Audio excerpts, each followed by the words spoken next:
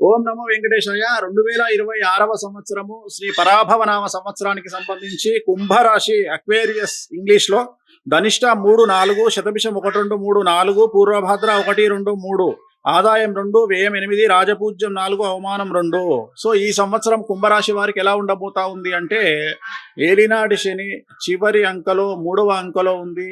So శని, రాహువు, కేతువు, గురువు నలుగురు కూడా చెడు ఫలితాలను ఇస్తా ఉన్నారు. జాగ్రత్తగా ఉండండి. 100కి 95% నెగిటివ్ ఫలితాలు మీకు ఉండబోతా ఉన్నాయి. స్త్రీలకు మరీ ముఖ్యంగా మానసికమైన ఇబ్బందులు, గర్భసంచికి సంబంధించిన సమస్యలు, థైరాయిడ్ సమస్యలు చాలా ఎక్కువగా ఉంటాయి. కుటుంబంలో చాలా వరకు సమస్యలు ఉంటాయి. సంతానం వల్ల ఇబ్బందులు ఉంటాయి. భార్యాభర్తల మధ్యన గొడవలు ఉంటాయి స్త్రీలకు.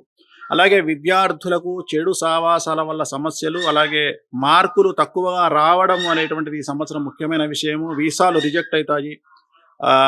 సో జనవరి 1 నుండి జాగ్రత్తగా ఉండండి. వాహన ప్రమాదాలు గోచరిస్తూ ఉన్నాయి. నలుపు రంగు వాహనాలకు దూరంగా ఉండండి.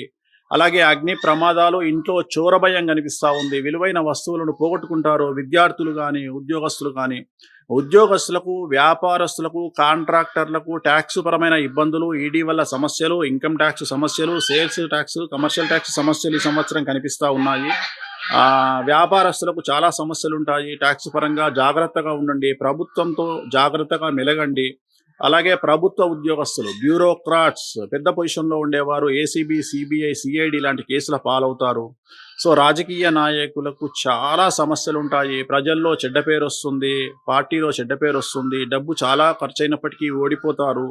సో ఏ రంగంలో వారు తీసుకున్నా ఏలినాడు శని వెళ్ళిపోతుంది కాబట్టి 2026లో వెళ్ళిపోయే ముందు 27లో వెళ్ళిపోతుంది. 27 అనుకూలంగా ఉంటుంది కానీ 26లో సమస్యలు ఉంటాయి. కాబట్టి ఇది చివరి దశ అంటారు ఏలినాడు శని.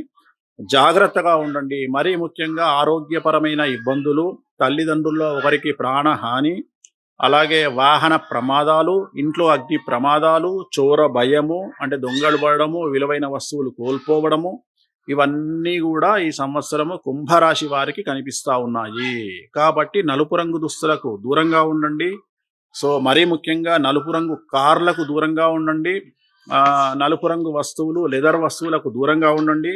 అలాగే ఈ ఈ రాశి వారు శనివార నియమాన్ని పాటించండి. అంటే శనివారం నాడు ఉపవాస దీక్ష చేయాలి. ఉపవాస దీక్ష అంటే శనివారం నాడు ఉదయం భోజనము చేయడము, రాత్రి టిఫిన్ చేయడము. అలాగే నలుపు రంగు దుస్తులకు దూరంగా ఉండండి.